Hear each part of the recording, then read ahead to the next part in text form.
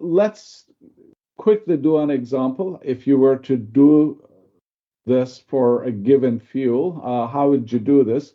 So the Boudard reaction, you have carbon and carbon dioxide yielding into 2 moles of CO, and also it's yielding 172 megajoules per kilomole, okay, of energy. The reaction rate of carbon conversion, and we are assuming a first order reaction. It's usually a simplest way to do this is dCdt, of course. This is the rate of carbon conversion with time, and you have Kn, the mass-related reaction rate constant, and C, CO2, is the concentration of carbon dioxide. Okay. The rate constant is, as you will all know, you have to find it, and it's temperature dependent. And we usually use the Arrhenius equation and do it in this form. So you have to have the rate constant. Rate constant is calculated through Arrhenius reaction, but you have to assume a first order reaction, and the E is the activation energy in this equation. The exponent, as you see there. I went the wrong way, and we end up with this expression. Then we will be able to then calculate how much of carbon is converted with respect to time. That will give us the rate of reaction. Okay, so it's a simple calculation, but you have to know your constants, which will be dependent on temperature of your operation and, of course, fuel.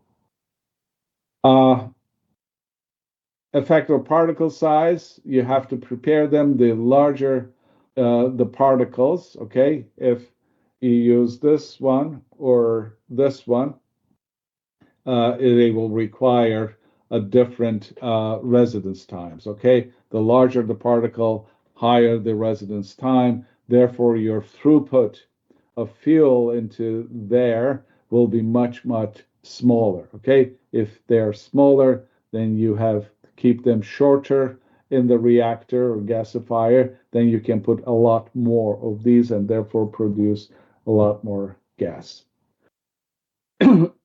All right, we are getting there slowly. What are the types of reactors that we use for gasification?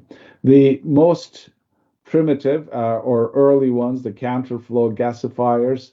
Then you have the gasifying agent and fuel are in opposite directions. Then you have the co-current flow gasifiers.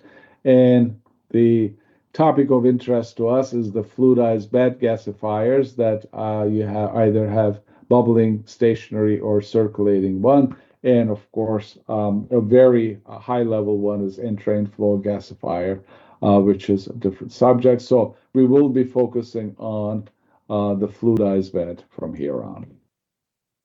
But if you want to compare them and understand the range within which fluidized beds operate, either bubbling or circulating fluidized beds, you will notice the differences in temperature of operation, which is lower than the other two, downdraft and updraft. And they have a very, very, of course, the advantages, very flexible fuel flexibility, good efficiency to very good efficiency, and a whole bunch of advantages. But they will you will ensure that in either one of them, ash does not melt because of your temperature range that you'll build it, and fuel flexibility again is superior. We talked about uh, how fluidized beds operate, how fluidization take place. So I'm not going to repeat them, but in a typical bubbling bed, you feed the biomass and things happen. And in CFB, the same thing. Um, of course, I oversimplified these figures. They're very simplified. Um, Tell me, what do you think? The conflicting things. You have to provide enough air to fluidize the bed, okay? And you'll do this through a calculation of minimum fluidization velocity. What if the minimum fluidization velocity is it carries with it levels of oxygen or air that is higher than the stoichiometric amount that will end up burning the fuel as opposed to pyrolyzing or gasifying it. So this is the zone, therefore, in whether it's bubbling or circulating, you have different zones. In close to here, you provide just enough air to incipient fluidization and also ensuring that the amount of fuel feedstock you're putting in, providing you with that carbon oxygen ratio that is below the oxygen carbon ratio that is below stoichiometry. Okay, then then I can provide more air here as secondary, even tertiary air to better fluidize and achieve all the advantages of fluidized bed because I have I have produced my gas. Okay, or there are various ways of balancing that conflict. So this is bubbling, this is circulating, and there is the twin bed. Um, that your combustor is a fluidized bed, and your gasifier is also a fluidized bed. In the combustor, you basically burn the fuel, okay? No pyro, no gasification, straight combustion. Products of combustion, hot gases.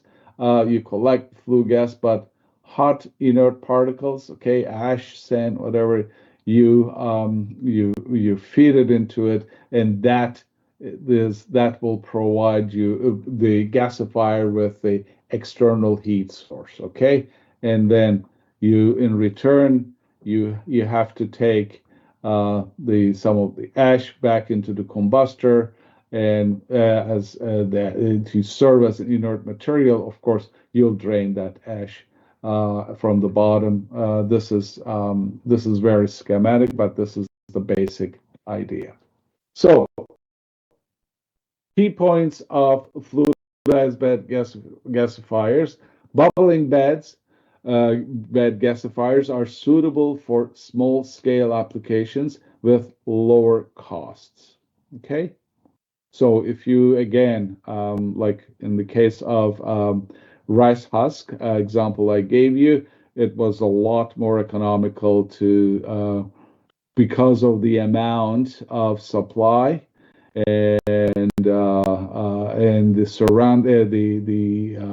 the environment, it necessitated using a number of small bubbling fluidized beds as opposed to one large CFB. Circulating fluidized bed gasifiers are ideal for large scale applications with higher efficiencies, of course, because of higher throughput. When fluidized bed gasifiers are particularly effective for biomass gasification due to their ability to handle high volatile content and avoid nitrogen dilution because you basically your heat source is in the form of hot particles.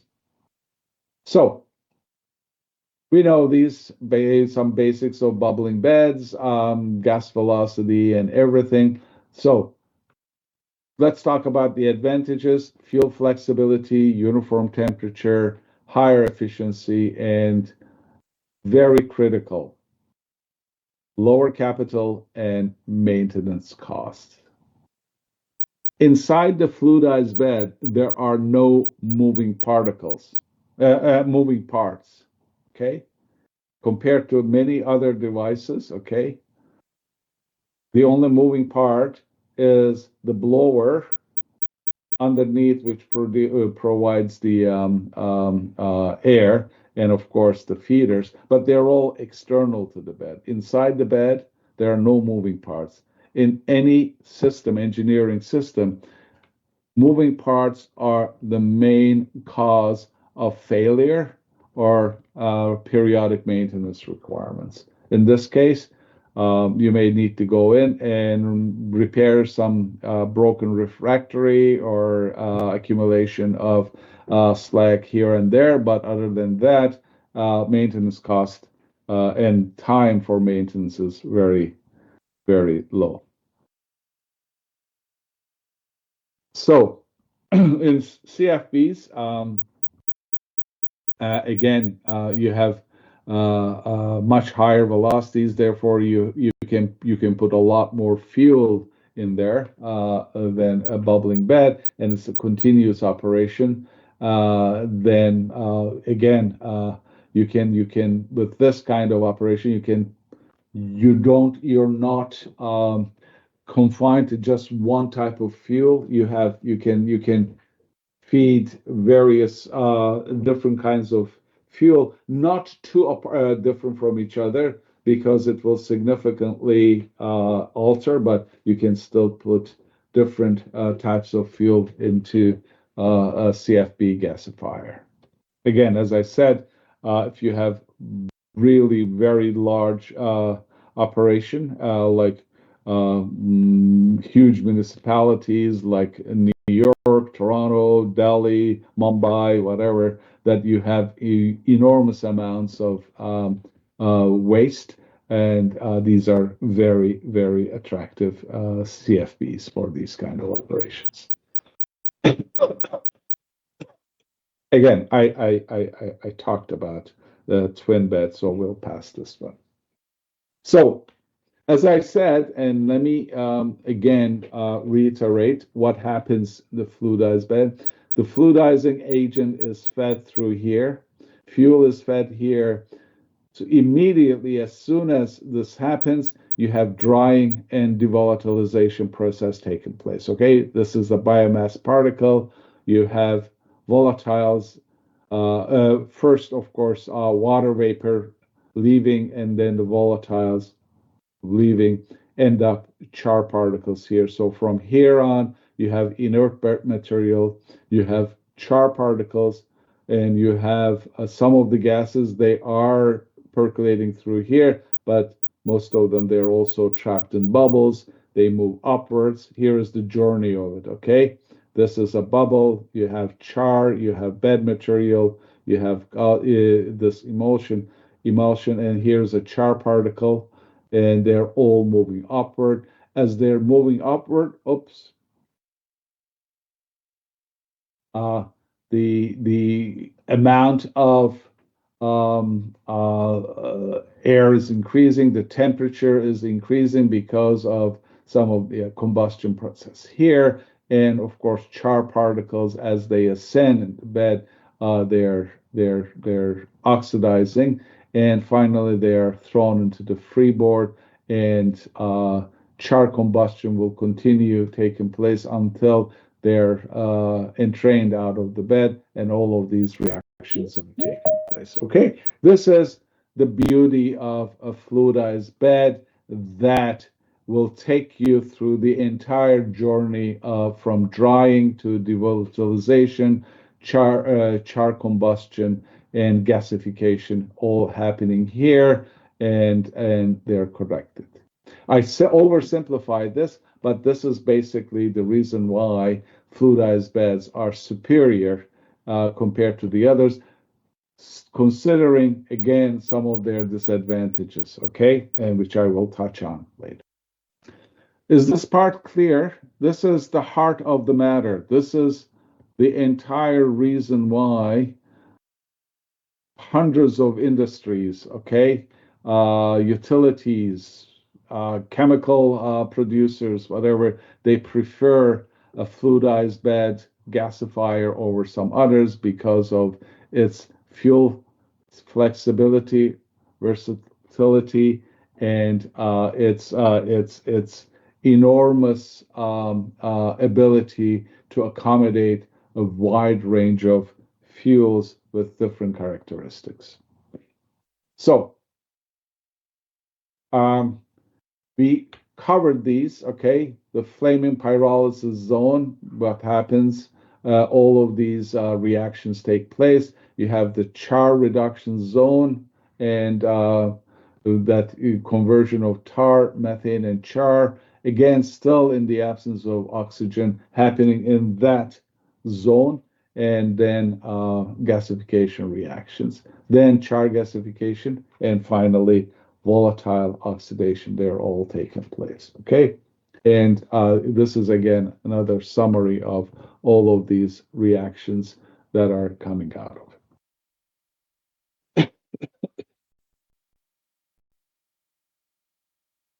So, what are the kinetic limitations? As I said, the solid phase reactions, they're the slowest ones. Therefore, conversion processes in the char reduction zone are kinetically limited. And then I showed you how to find the reaction rate. And then this will be the limitation. It will be conversion rate, conversion process will depend on the reaction rate rather than equilibrium. And equilibrium, of course, is when they continue react until they reach an equilibrium. No, they will not. You will not wait until then. It will be kinetically limited. How do we model and predict this? Simple kinetic models. That's what we will use. Okay, especially all my bubbling bed react gasifiers. Uh, it was easiest and safest to use simple kinetic models to predict the performance of bubbling bed gasifier, and that includes gas composition and carbon composition. We are still depending on lab scale experiments to have empirical data and use this empirical data for scaling reactors up. This is the most risky part. Geometry, the wall effects, and all of those are significant, but yet it's impossible, even with today's huge computational capabilities, to properly model and predict these. So we use the kinetic model and experiments and find a happy medium. And we are also very highly dependent on the data from the operators. That's why when you go to a utility or any facility, they will guard their data very, very strongly because it is very important for them to to keep the data so that they could be the ones who could design and operate better, higher efficiency systems. What are the models again? If you want to, what are the methods to model these? As I mentioned, we can use equilibrium models, and equilibrium models could be either stoichiometric equilibrium model or non-stoichiometric equilibrium model. I am not really sure whether in your courses you have covered these kind of modeling or reactor chemical reaction technologies, but for you just to have an idea. If you cover them, you'll know what I'm talking about. If you haven't, when you do, you will have to become engineers, or I'm assuming you'll become chemical engineers. You will know what they are. And non-stoichiometric one is more complicated. It's based on Gibbs free energy minimization, but it doesn't require predefined reactions. So, what are the advantages of this type of equilibrium model? Simple and computationally efficient, provides a guideline for process design and parameter effects, but limitations are the hydrodynamics of is insignificant. Doesn't matter. It doesn't take into account the hydrodynamics. Okay, that means the bubble size, or all of those things. They don't matter. Or reaction kinetics are also not, because it's an equilibrium model, and it's none less accurate in non-equilibrium conditions. Of course, that's quite plausible. But again, in the absence of all these tools, this is the easiest way to do this. If you want to be able to do a little bit more sophisticated, you can do a rate-based kinetic model that will incorporate hydrodynamics and all the transport processes like momentum, heat, mass transfer, and also reaction kinetics. It's more involved. It's more sophisticated. Of course, difficult to most of the time achieve convergence. Accounts for detailed reaction mechanisms, and again, more comprehensive and realistic, provides insights into spatial and temporal variations within the gasifier, which is really, really important for us to put design the interiors of the gasifier. As I mentioned, of course, when you put all these together, reaction kinetics, all the transport processes, including hydrodynamics and everything, it is huge, humongous, and therefore computational intensity is very high. It requires high capacity computations, much longer time. If you're paying for that computation through a supercomputer, the longer it takes, the more money you'll have to pay for it.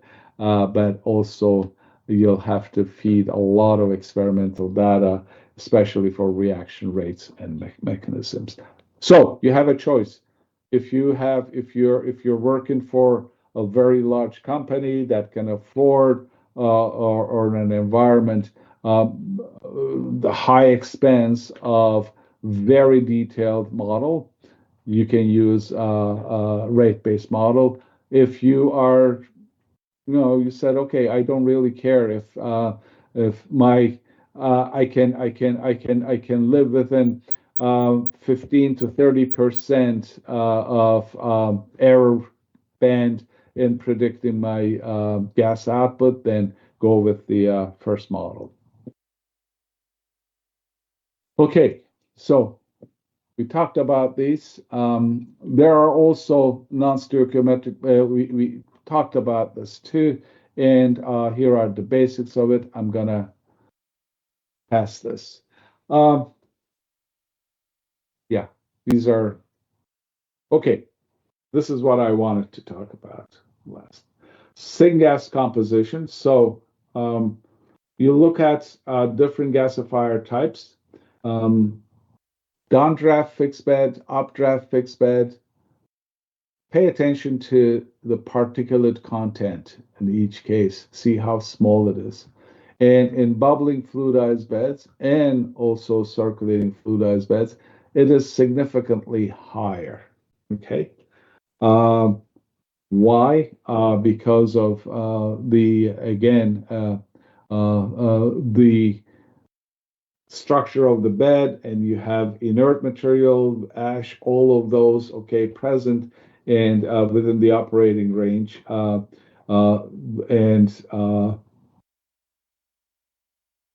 these are quite normal to have.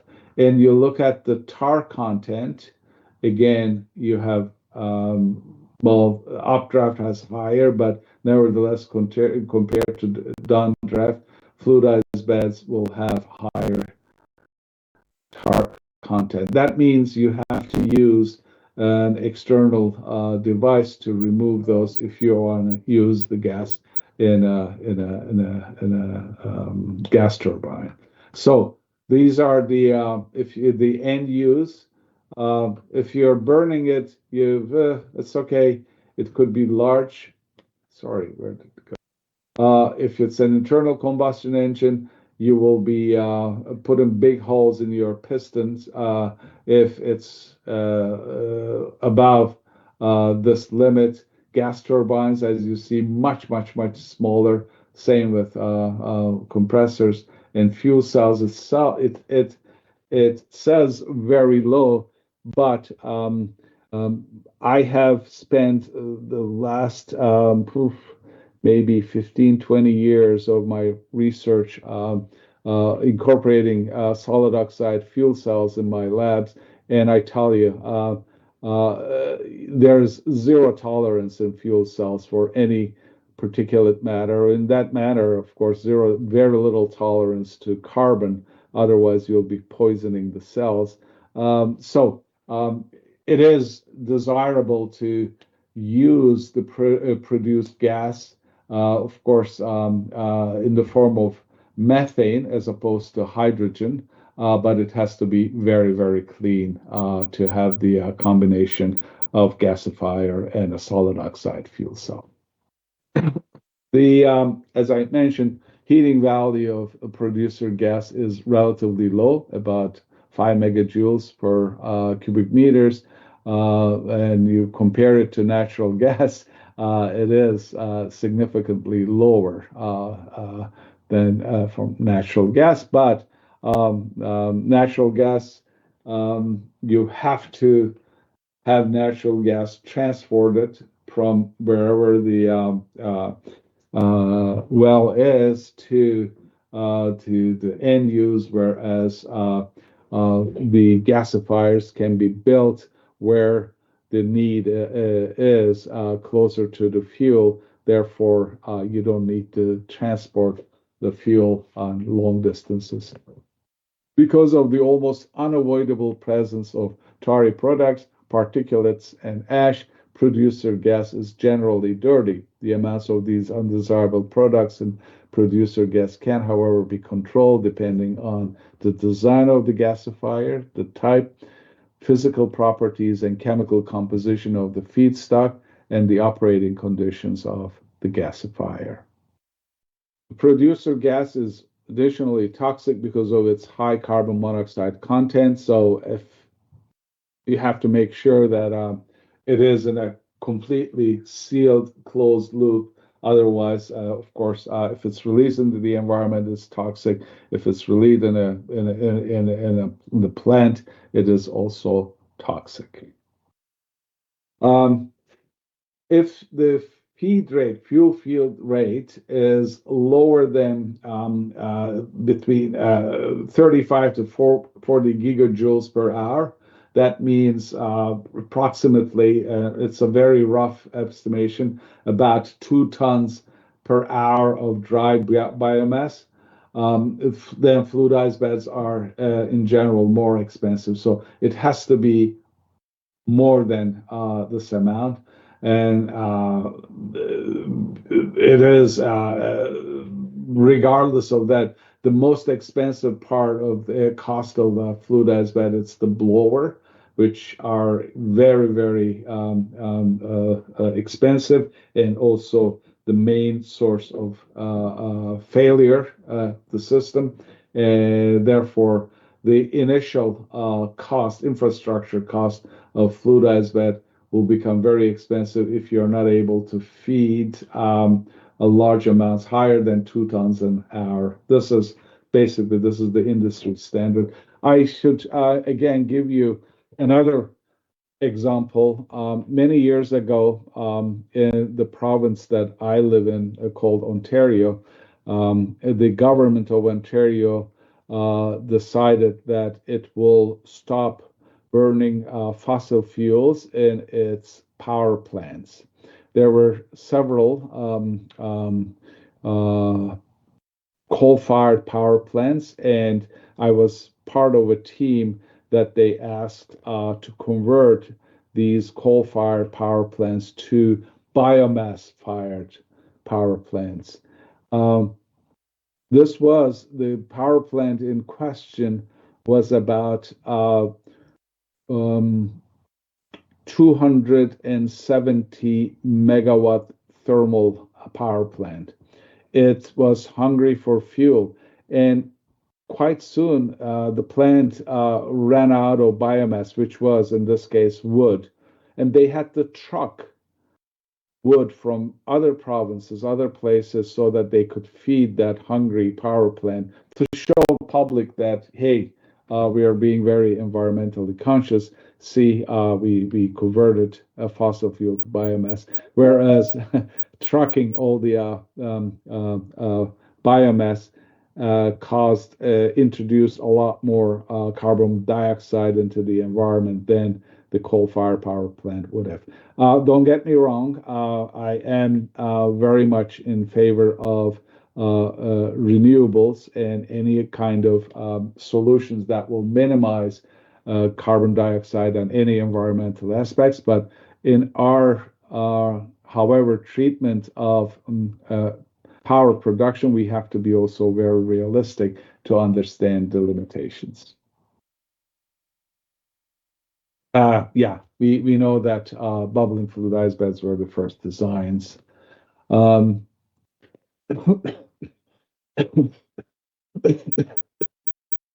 so I mentioned if we are using the gasifier for the purpose of combined cycle, but predominantly for power plants, then it is a lot better to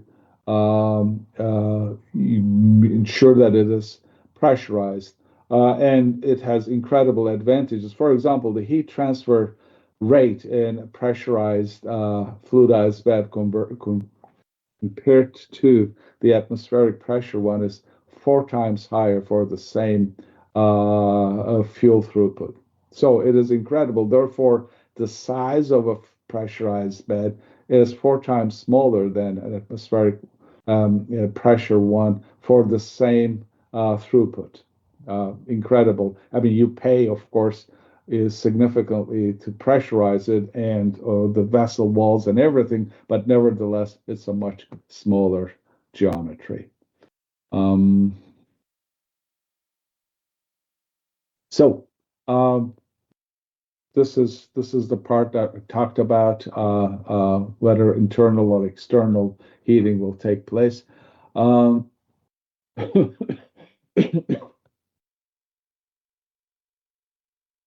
I go back to the basics, fundamentals, that in order to gasify successfully, you need to pyrolyze successfully. To be able to do that, you have to ensure that there is not enough oxygen, okay, for the fuel to oxidize. So part of your fuel, at least, part of it is burning, giving you the exothermic reaction energy, but part of it is starved for oxygen, and it is there. However, you also need to control the temperature. In all our experiments, okay, the temperature control was significantly difficult. It is not like a car engine, you press the accelerator, goes. It's the fluidized beds have very high thermal inertia, and therefore you still need to adjust the gas, in this case, fuel, to control the temperature, but in the meantime, you increase the air amount through mostly secondary zones to make sure that you control the temperature. So it's a balance, very delicate balance. You adjust one, you adjust the other one. Finally, you find the right amount to bring it to steady state operation. In general, the operating temperature within the fluid bed is between 8 to 900. As I said, 900. My designs are always around 850 Celsius, well below the fusion temperature of most types of ash, and thus, except in cereal straw, had much lower fusion temperature or melting temperature that we had to operate the bed, almost 650, 700, not above that. And thus slag and clinker formation agglomeration can be avoided. And high ash content, low density fuels such as rice ash can be gasified much more satisfactorily if you keep the temperature lower than these numbers. Finally, as I should state that the gas from a fluidized bed gasifier tends to have a high tar content. I showed it to you compared to the others, and lower operating temperatures. It is insufficient to crack the heavy hydrocarbons from the pyrolysis reaction. So you have some of it escaping the reactor. Therefore, puts a heavy demand on the cleaning equipment because those heavy hydrocarbons are in the form of tar. The gas additionally contains a large amount of unburned carbon particles, as well as the fly ash originally contained in the fuel. Of course, because of the below ash fusion temperature in the bed, it comes with the product gas. So you have to remove them. As I said, the sequence of it is you put a cyclone separator. Cyclone is effective up to most 10 micron particles. If anything is below 10 micron, will escape cyclone, and then you have to have bag filters, electrostatic filters, and all of those to bring it down to 0.1 micron, if at all possible, to even smaller than feeding into a gas turbine.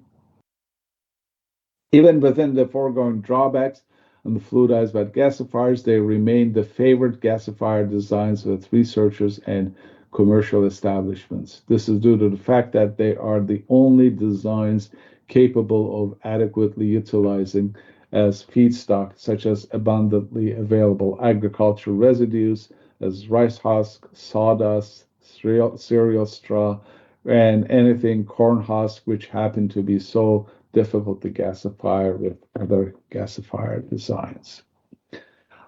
This brings us to the end of our second hour. So students, I sent a list to professors to share with you.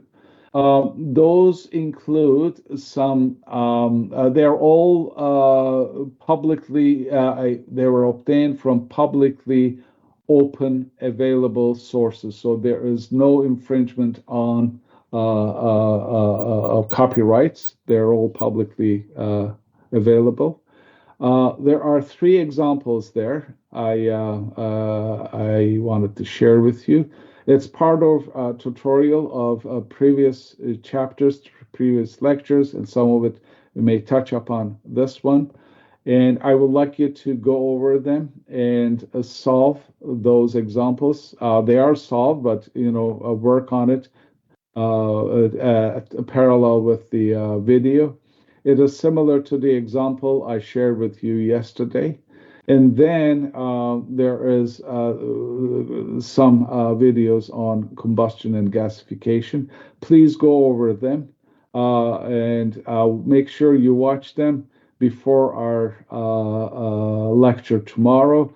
And I will spend the first 10-15 minutes answering your questions before we embark on the next topic, which is a fluidized bed drying. Okay, I will stop here, and I thank you for your attention and invite anybody who may have questions. Yes, so think of this: in the direct one, you have one reactor.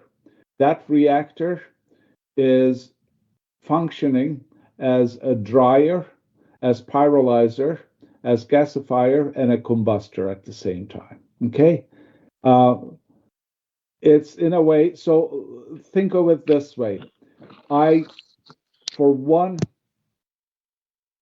mole of fuel, I provide less energy, less air for it to be fully oxidized. So part of it is being oxidized, but the other is not. The part that is not being oxidized is going through pyrolysis. It's devolatilizing and it is gasifying. Okay, where is it taking its energy from? It's taking it from the combustion process of the part that I've provided enough oxygen.